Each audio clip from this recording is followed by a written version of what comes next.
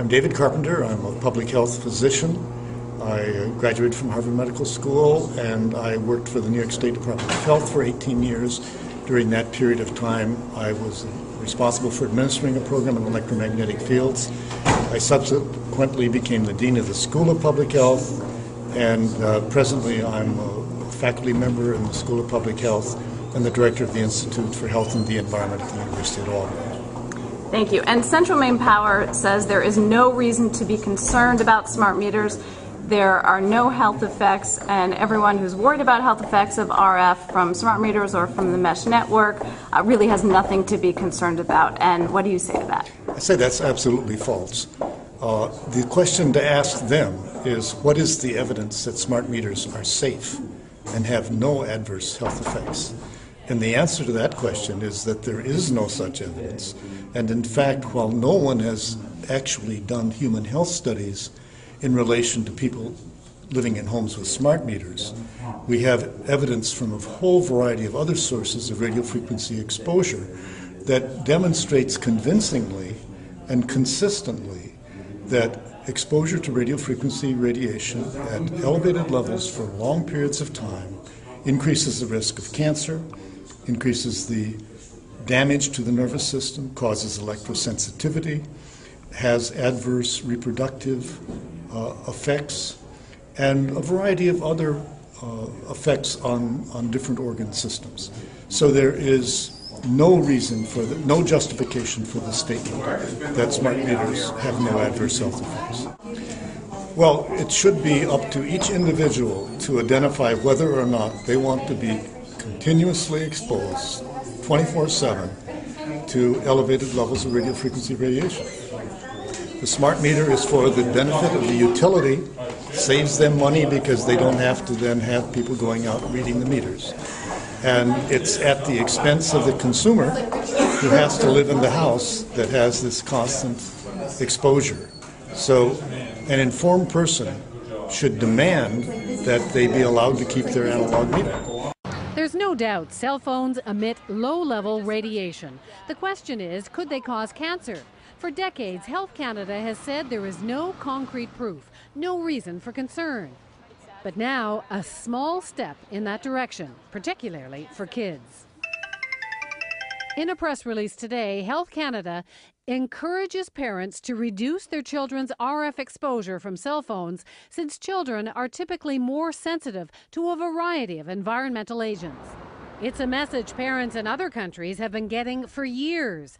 The UK, Germany, Belgium, Israel, Russia, and India have all warned that kids, even teens, should limit their cell phone use. And what's the advice for adults?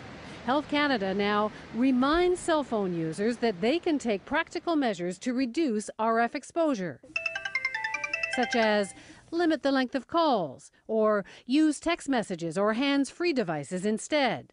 Cutting back might be hard. There are more than 24 million cell phones in Canada, and a lot of those users are kids. My first phone, I would probably about 8, 11-ish. The wireless industry was not available for interviews, but issued a statement basically repeating what it's always said, like this comment by Bernard Lord last spring. We abide by those standards that are set, and we fully believe that the products that we have that are safe.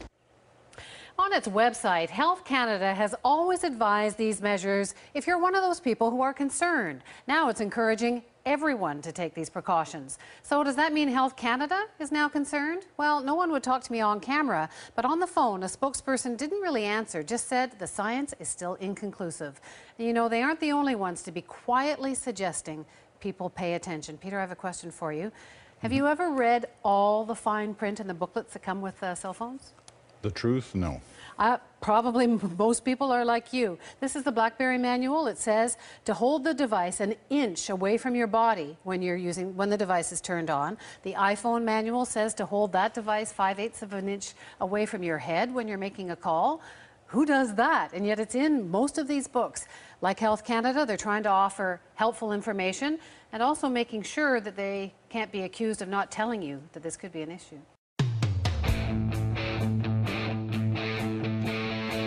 Hello everyone, welcome again to the Uncle Ricky Radio Show. Now, we do Uncle Ricky Radio Shows when we don't want to talk about our other shows, and when we want to talk about human interest stuff. And here's something that's showing up on the radar more and more as time goes on.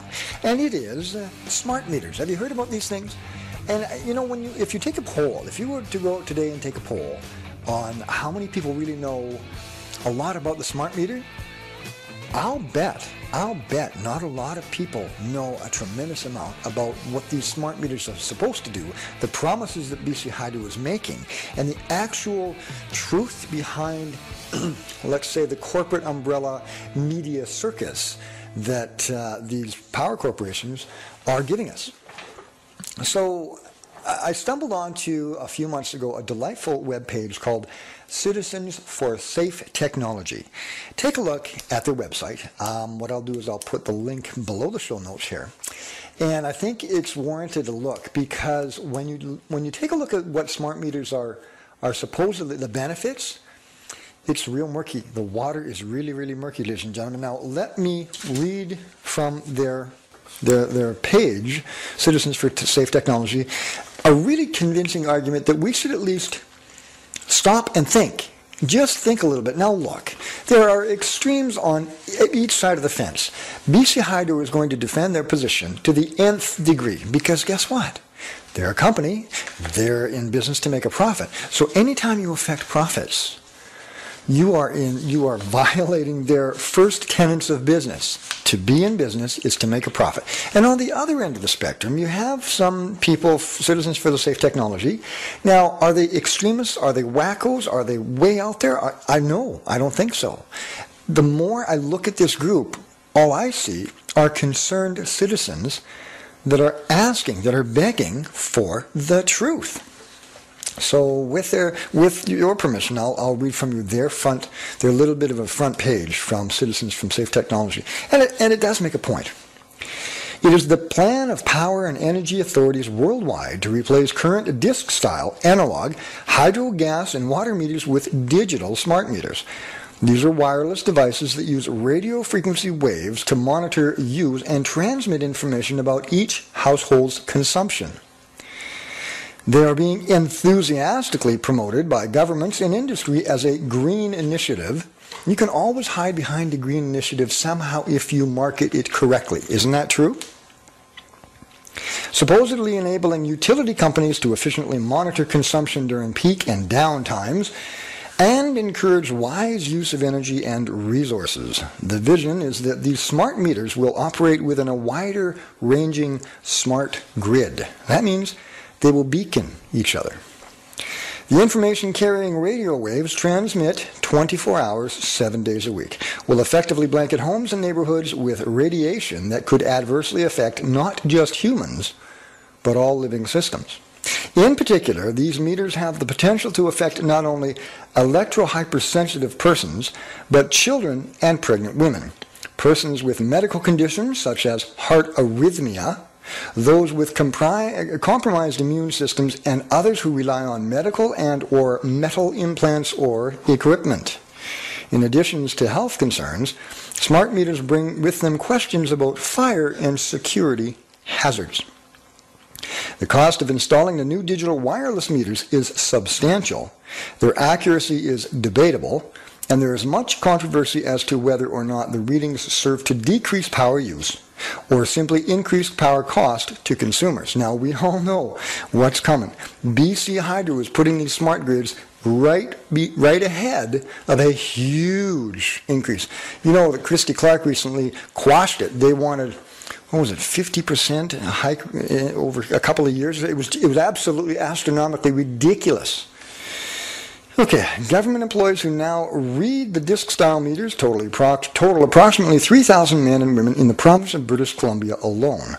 Digital smart meters effectively eliminate these jobs as well. Now, okay, so that's their side of the story. So let's take another look at the side of the story from both points of view. BC Hydro Did they consult you, BC Hydro, on these smart meters? Did they send out a letter? Did they put it in public forum? Did they put it on a debate somehow? Did they say the pros and cons? Were they completely honest on their website? Did they give you the information so we could collectively make an educated decision on whether we want these things in our homes, or did they lock it up tight? Maybe it was done on a golf course. You know, maybe the deal was done between BC Hydro and Quarks. Oh, you know what? These smart meters seem like a really good idea. And they're being wonderfully accepted in California, which they are not. And then the deal was done. Now, here's the thing that really bothers me as a citizen of British Columbia. I should have the right that if I'm going to have something attached to my home, they should at least offer another safe alternative. Now, I have heard, and we're going to have to research this, of course, and more shows. I have heard that they can monitor your power consumption through your telephone cable.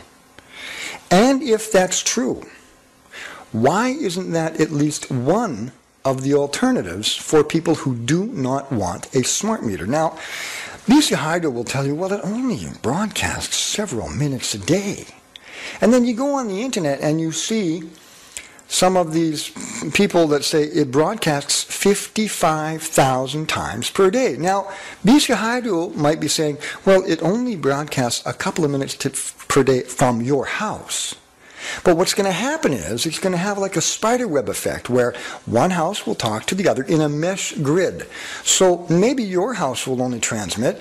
If you were the only smart meter in Canada, probably transmit just a few minutes a day. But think of the thousands and hundreds of thousands of smart meters that are out there that are going to start transmitting. And by the way, these signals can go up to 2 miles. Now here's something interesting that was brought to my attention. I don't know if you were aware, but there was a whole bunch of people that got together, and I believe it was Maple Ridge, and somebody correct me if I'm wrong.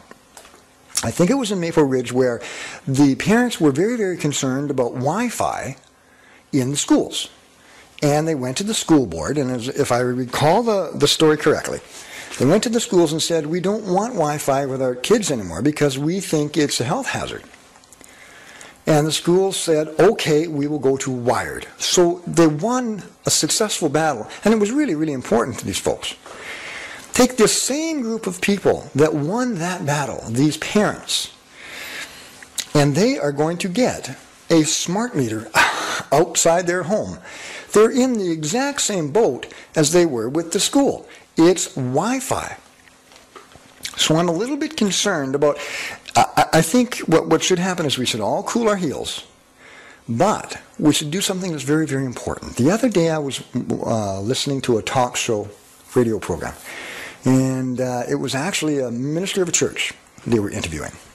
And they were talking to him, and the subject came out about politicians. Now, he lives in California, or somewhere down there in the United States, somewhere close to California, I believe. And he said, politicians will promise the world just to get elected.